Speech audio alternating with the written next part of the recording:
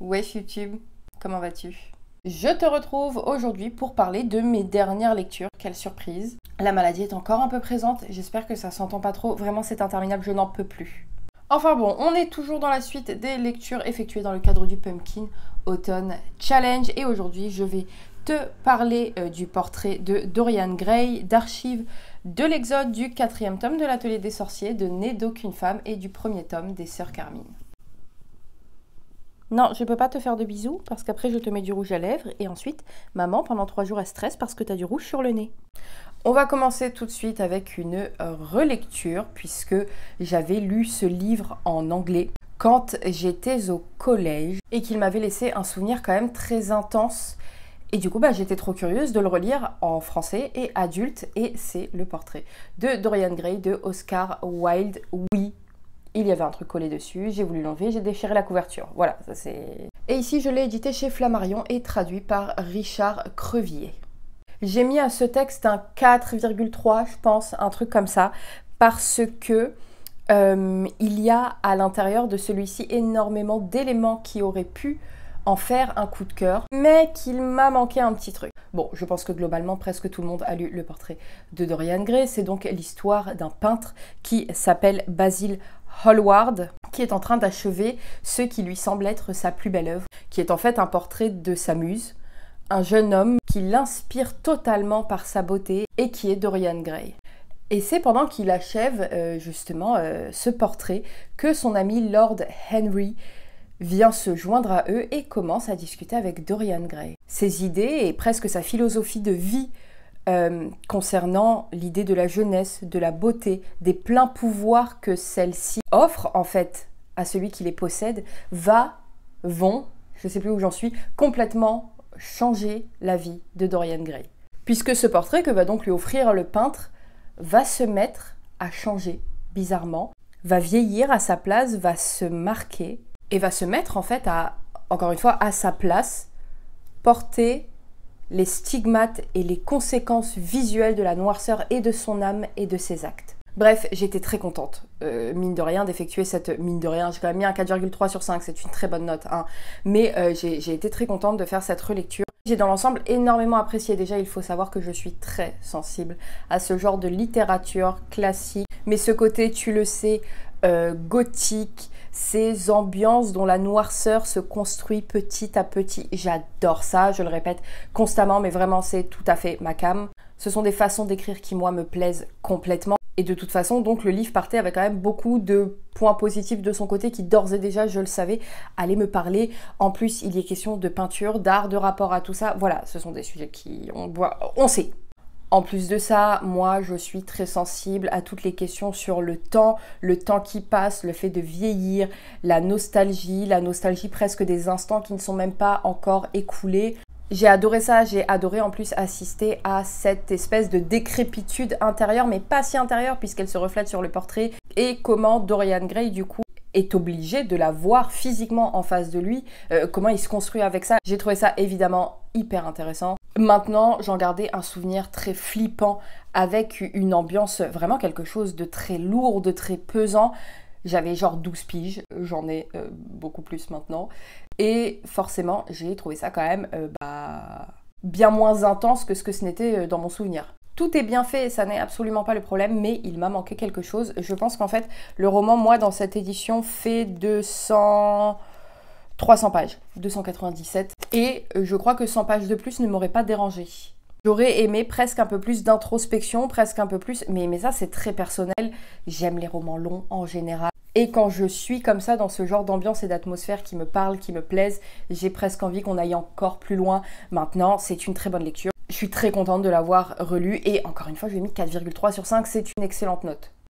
Plus léger, alors, c'est quoi le sens? J'ai lu le tome 4 de l'Atelier des Sorciers, qui est écrit par Kamome Shirahama, édité chez Pika. Et alors, la traduction, parce que ça, toujours, je galère à trouver dans les mangas, traduit par Fédois Lamaudière. Pareil, c'est une suite, je me remets doucement à lire des mangas. Alors quand je dis doucement, c'est que vraiment, c'est le premier manga que je lis depuis le début de 2024. Ouch! Du coup, je t'ai déjà parlé ici de l'Atelier des Sorciers, de la petite Coco qui se retrouve apprentie sorcière. Un peu malgré elle, parce qu'elle perce les mystères autour de la pratique de la magie. Et voilà, c'est ses aventures avec son professeur slash mentor, avec ses petits camarades. Et ici, on continue à suivre tout ça. J'ai mis un 4,5. Je passe un excellent moment avec ce manga. Je pense que je vais vite me procurer le tome 5 parce que j'ai le tome 6. J'ai juste pas le 5. Bon, je pense que c'est un manga qu'on n'a même plus besoin de présenter tant il est connu et c'est archi légitime. C'est une excellente histoire pour l'instant. Je n'ai lu que 4 tomes. Hein, j'attends de voir comment ça va se développer. Mais pour l'instant, je trouve qu'il y a une constance qui est assez impressionnante. Alors oui, je n'ai lu que 4 tomes, mais j'ai lu bien d'autres séries de mangas où ne serait-ce qu'en 4 tomes, il y avait des tomes qui étaient plus intéressants que d'autres, ce qui est normal. Ça se construit sur la durée et forcément, il y a plus ou moins d'action en fonction des tomes. Là, je trouve qu'on est dans un très bon équilibre pour l'instant où à chaque tome, c'est la 40e fois que je dis ce mot, on a et des temps de construction des persos et de l'univers et des temps d'action. On a à chaque tome des bribes de révélation qui font qu'on a envie de continuer et envie de comprendre. En même temps, les personnages sont très très très attachants. J'aime beaucoup les personnalités à toutes et tous. Ça fait donc je pense 1 an que j'ai lu le tome 3 et pour autant je suis hyper facilement rentrée dedans. Je me souvenais quasiment, alors pas des noms mais bon ça c'est très propre à moi, hein, un livre que je suis en train de lire, j'oublie les noms des persos donc bon. J'ai tout de suite resitué où on en était, j'ai pas du tout été perdue, il m'a pas du tout refallu un temps d'adaptation et pour moi ça en dit beaucoup quand même sur un univers. J'aime toujours autant le système de magie que je trouve formidable. J'aime profondément le dessin qui est trop beau, qui est juste trop beau. C'est doux et entraînant à la fois. On a envie de savoir. Il y a un côté un petit peu palpitant et pour autant, ça fait lecture un peu confort. J'adore. J'adore le fait qu'on voit se profiler quelque chose d'un peu dark derrière. Bref, tu l'as compris, l'Atelier des Sorciers pour l'instant, pour moi, c'est une excellente réussite et j'ai très très hâte de lire la suite. Ensuite, j'ai retrouvé ma très chère Becky Chambers puisque j'ai lu Archives de l'Exode qui est le 3e tome de sa série des Voyageurs qui est édité ici au livre de poche. Oui, on attend toujours les sorties poche pour continuer et qui est traduit par Marie Surgé, Surgers, je ne sais toujours pas. Je pense que tu en as déjà entendu parler, tu le sais, le cycle des Voyageurs ce sont que des tomes compagnons, ce sont des histoires indépendantes bien qu'on retrouve absolument le même univers, qu'on retrouve certains personnages ou du moins des connaissances de personnages qu'on a déjà vu évoluer.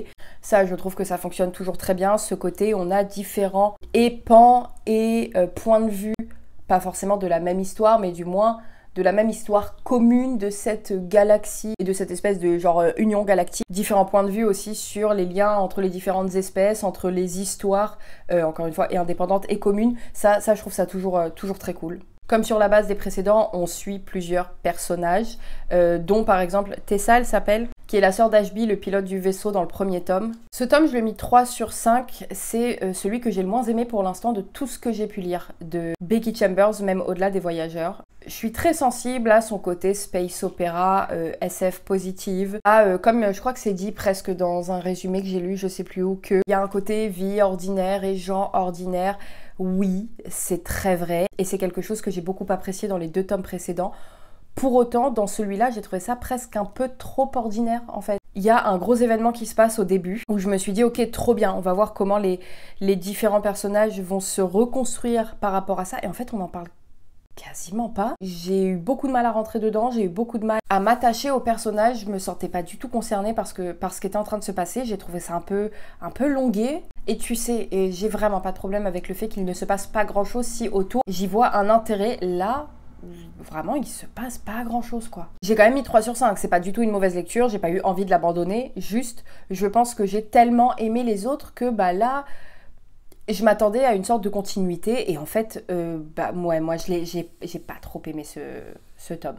J'aime toujours par contre le côté et qui est vachement plus presque marqué dans ce tome là, recul sur les situations, espèce de prise de conscience de principalement comment les humains ont un peu mené à leur propre perte, comment ils sont vus par les autres espèces. Ça, j'ai trouvé ça super intéressant. Ce côté un peu mise en évidence des problèmes et des lacunes. Mais il passe, Mafia, il n'y a pas de problème. C'est un joli Becky, hein, mais un peu trop contemplatif et je crois un peu trop naïf à mon goût. Je sais pas, comme si presque tous les questionnements étaient juste sains et je sais pas, il m'a manqué d'un truc en fait. Je trouve que l'histoire elle prend un vrai tournant qui est intéressant et qui aurait pu moi beaucoup m'émouvoir, mais ça arrive à genre 80% du livre et du coup j'étais déjà tellement pas impliquée que l'effet que ça aurait pu me faire, ce qui aurait dû se produire, n'a pas vraiment eu lieu. J'ai compris où on allait, c'était très bien fait, mais juste moi, ça ne m'a pas touchée comme je pense ça aurait pu si j'étais vraiment rentrée dedans dès le début. Ça peut être totalement de ma faute, hein, j'étais peut-être juste pas dans le bon état d'esprit,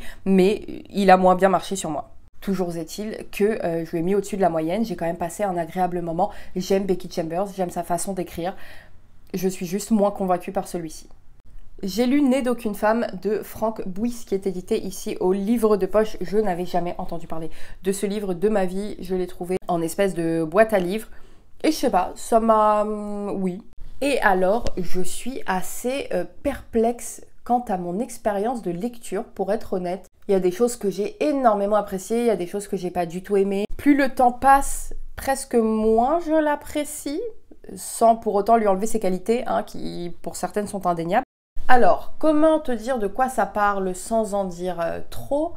Né d'aucune femme, c'est l'histoire d'un prêtre qu'on vient trouver pour lui demander de bénir le corps d'une femme qui est morte dans un asile.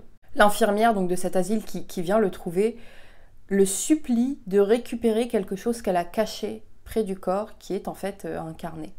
Et il va bien trouver ce carnet caché dans le cercueil, et en fait ce carnet, il raconte l'histoire de Rose. C'est un peu son journal intime. Rose, c'est une très jeune fille de 14 ans qui vient d'un milieu très modeste et qui se voit un peu vendue par son père à des espèces de nobles, comme femme de ménage, un peu femme à tout faire quoi.